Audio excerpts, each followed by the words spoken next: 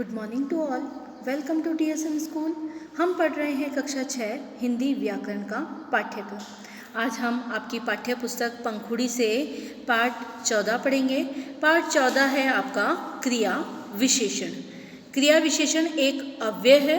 अव्यय मतलब यह होता है जिसका लिंग वचन काल पर कोई प्रभाव नहीं पड़ता, वह एक समान रहता है, चाहे एक वचन हो, चाहे स्त्रीलिंग हो, पुल्लिंग हो, बहुवचन हो, चाहे काल वर्तमान काल हो, भूतकाल और भविष्य काल हो।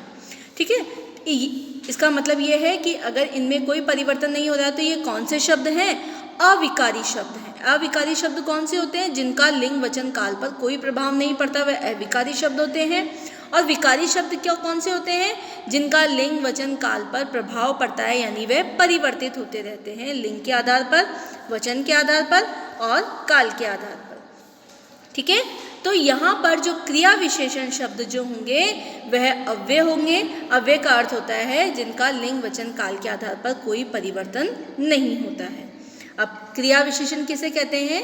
क्रिया विशेषण अर्थात क्रिया की विशेषता बताने वाले शब्द। हमने पिछले अध्याय में ही पढ़ा है, पिछले पाठ में पढ़ा था ना हमने, क्रिया, काल, वाच्य, और इससे पहले हमने विशेषण का भी अध्ययन कर लिया, सर्वनाम, संज्ञा, लिंग। ठीक है, तो क्रिया क्या था? किसी कार्य को करना या होना क्रिया कहलाता है। ठीक है ना, और क्रिया की भी विशेषता बताने वाला विशेषण क्या था? संज्ञा सर्वनाम की विशेषता बताने वाला शब्द विशेषण कहलाता है। लेकिन यहाँ पर क्रिया विशेषण क्या है? क्रिया की विशेषता बताने वाले शब्द क्रिया विशेषण कहलाते हैं। क्रिया विशेषण शब्द क्रिया से पहले लगकर उसकी विशेषता बताते हैं। अतः लिंग, वचन तथा काल आदि का प्रभाव इन पर नहीं पड़ता, इसलिए यह अविकारी शब्द होते हैं, यानी यह सदैव एक समान होते हैं। अब यहाँ पर कुछ उदाहरण दिए गए हैं, वह देखिए। वह धीरे धीरे चलती है, इसी धीरे धीरे के साथ वह धीरे धीरे चलता है। तो ये जो धीरे धीरे शब्द है ये क्या है? अव्यय है। ना तो स्त्रीलिंग के साथ परिवर्तित हो रहा है, ना ही पुल्लिंग के साथ परिवर्तित हो रहा है। ठीक है, रोहन दिन भर सोता रहा। ठीक है, राधा दिन भर सोती रही।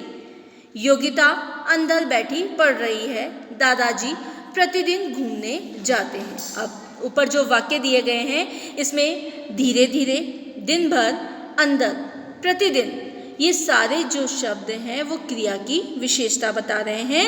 अतः ये शब्द क्या हो गए? क्रिया विशेषण हो गए। तो क्रिया विशेषण की परिभाषा क्या होगी? जो अव्यय शब्द क्रिया की विशेषता बताते हैं वे क्रिया विशेषण कहलाते हैं। जो शब्द है ना, जो अव्यय शब्द क्रिया की विशेषता बताते हैं वह क्या कहलाते हैं? क्रिया विशेषण कहलाते हैं। या फिर आप इस तरह से भी दे सकते हैं कि क्रिया की विशेषता बताने वाले शब्दों को क्रिया विशेषण कहते हैं। क्लियर हुआ कि क्रिया विशेषण किसे कहते हैं? क्रिया का अर्थ जो कार्य कर रहा है ना, और विशेषण का अर्थ होता है विशेषता बताने वाला। तो क्रिया की विशेषता बताने वाला क्रिया विशेषण होगा।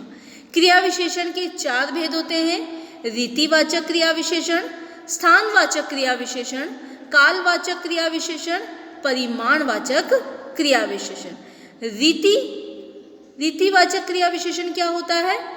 जिस अव्यय शब्द से क्रिया के होने की रीति का ज्ञान हो उसे रीतिवाचक क्रिया विशेषण कहते हैं। ठीक है, किस प्रकार से वह कार्य कर रहा है उसकी रीत हमें पता चलनी चाहिए कि जो कार्य वह कर रहा है वो किस प्रकार से हो रहा है, तो उसका मैनर क्या है ना, तो वह रीतिवाचक विशेषण कहलाता है, रीतिवाचक क्रिया विशेषण कहलाता है।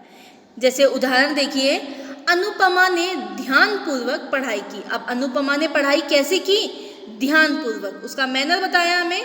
तुषार धीरे धीरे खा रहा है। सिद्धांत कविता अवश्य सुनाएगा। इस प्रकार हमने इन जो उदाहरण हैं, ये जो वाक्य हैं, इसमें इन सभी वाक्यों में जो भी संज्ञा सर्वनाम दिए गए हैं हमें, उनमें उनकी रीति के बारे में बताया गया है, इसलिए यहाँ पर रीतिवाचक विशेषण होगा। कौन से शब्द होंगे?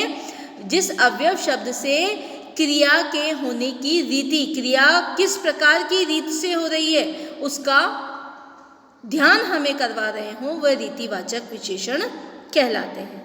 दूसरा देखिए, स्थानवाचक विशेषण। जिस अव्यय शब्द से क्रिया के होने के स्थान अथवा दिशा का ज्ञान हो उसे स्थानवाचक विशेषण कहते हैं। जैसा आपको नाम से ही पता चल रहा है, स्थान मतलब जगह, है ना। तो क्रिया कौन से स्थान पर हो रही है, कौन सी दिशा पर हो रही है, इसका ज्ञान हमें जहाँ पर हो गया तो वह क्या हो गई, स्थानवाचक क्रिया विशेषण हो गया। जैसे रेशमा पीछे बैठी है, तो रेशमा का बैठने का जो स्थान है वो कहाँ पर है, पीछे। इधर उधर मत भागो, भागना कहाँ नहीं है, इधर और उधर। अपने आसपास पेड़ लगाओ, पेड़ कहाँ लगाने हैं आपको, अपने आसपास, मतलब जगह स्थान के बारे में हमें जानकारी दी जा रही है कि आपको ये कार्य इस स्थान पर करना है या ये स्थान आपके लिए सूटेबल है, योग्य है, उपयुक्त है। तो वहाँ पर क्या होगा, स्थानवाचक क्रिया विशेषण होगा। एडवर्ब ऑफ प्लेस, पहले वाला था एडवर्ब ऑफ मैनर, दूसरा एडवर्ब ऑफ प्लेस मतलब क्रिया का स्थान, क्रिया विशेषण का स्थान। क्लियर हुआ। अगला देखिए, कालवाचक विशेषण, एडवर्ब ऑफ टाइम। काल का अर्थ हमने पढ़ा था ना, काल मतलब कौन सा, वर्तमान काल, भूतकाल और भविष्य काल, पिछले अध्याय में ही पढ़ा है ना हमने काल। तो काल का जिससे हमें समय का पता चलता हो, और समय किसका, क्रिया के होने का समय पता चल रहा हो, क्योंकि हमें क्रिया की विशेषता बता रहे हैं ना यहाँ पर। तो जिस अव्यय शब्द से क्रिया के होने का समय पता चले उसे कालवाचक क्रिया विशेषण कहते हैं। जैसे रजत दिल्ली से आज आया है, मामा जी प्रतिदिन सैर पर जाते हैं, 2 बजे छुट्टी होगी। ये सारे जो वाक्य हैं ये कालवाचक क्रिया विशेषण के अंतर्गत आते हैं, क्योंकि इन सभी वाक्यों में क्रिया के बाद उसके समय का, उसके समय की जानकारी हमें बताए। मतलब रजत दिल्ली से कब आया, आज आया, ठीक है। मामा जी सैर पर कब जाते हैं, प्रतिदिन जाते हैं। छुट्टी कब होगी, 2 बजे होगी। तो क्रिया की विशेषता बता रहे हैं, क्रिया के होने का समय बता रहे हैं कि ये क्रिया कौन से समय पे होगी, ठीक है। क्रिया का स्थान बताएंगे तो क्रिया स्थानवाचक होगा, और क्रिया का समय बताएंगे तो कालवाचक होगा। क्लियर हुआ। इसके बाद देखिए, परिमाणवाचक क्रिया विशेषण। परिमाणवाचक क्रिया विशेषण कौन से होते हैं, जिस अव्यय शब्द से क्रिया की मात्रा का ज्ञान हो उसे परिमाणवाचक क्रिया विशेषण कहते हैं। हमने विशेषण में भी पढ़ा था परिमाणवाचक, ठीक है। परिमाणवाचक का मतलब नापतोल, मात्रा, है ना। हमें इस चीज का पता चल रहा है। जैसे बेटा थोड़ा सा खाना खा लो, वाणी बहुत बोलती है, मीना ने कई गीत सुनाए। अब यहाँ पर हमें मात्रा का मतलब बेटा, अपनी जो माता जी हैं वो बेटे को कह रही है थोड़ा सा खाना खा लो। खाने की जो मात्रा है वो कितनी है, थोड़ी सी। वीणा कितनी बोलती है, बहुत बोलती है। मीना ने कितने गीत सुनाए, कई गीत सुनाए। तो यहाँ पर ये जो कई है ये किसका है, अनिश्चित परिमाणवाचक है। इसमें गीत तो गाए हैं लेकिन कितने गाए हैं ये पता नहीं, अनिश्चित है ना। अनिश्चित परिमाणवाचक हो गया, लेकिन ये तो विशेषण के अंतर्गत है। हम क्रिया विशेषण की बात कर रहे हैं, तो क्रिया विशेषण में किसी भी वाक्य में अगर मात्रा का ज्ञान हमें हो रहा है तो वो परिमाणवाचक क्रिया विशेषण होगा। और मात्रा किसकी बताई जाएगी, क्रिया की मात्रा का ज्ञान होगा, क्योंकि हम पढ़ रहे हैं क्रिया विशेषण। तो क्रिया की विशेषता बताने वाले शब्द क्रिया विशेषण कहलाते हैं। इसलिए क्रिया की मात्रा बताने वाला क्रिया परिमाणवाचक क्रिया विशेषण कहलाएगा। क्लियर हुआ। फिर से देख लो एक बार।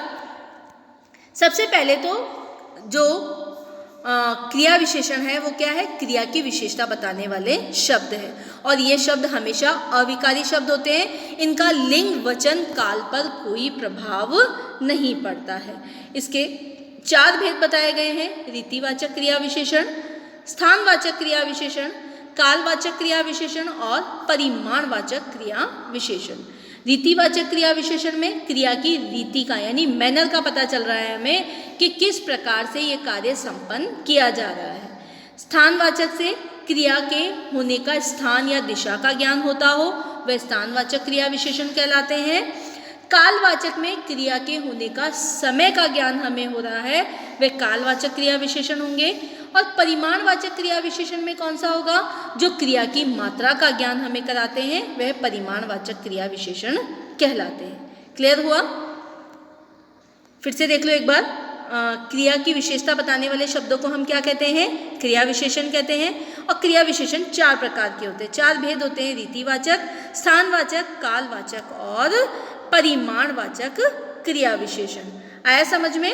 सबसे पहला तो रीतिवाचक था जिसे हमें उसके मैनर का पता चल रहा है, स्थानवाचक मतलब प्लेस का पता चल रहा है, काल मतलब टाइम का पता चल रहा है और परिमाणवाचक मतलब क्वांटिटी का पता चल रहा है, उसमें मात्रा कितनी है।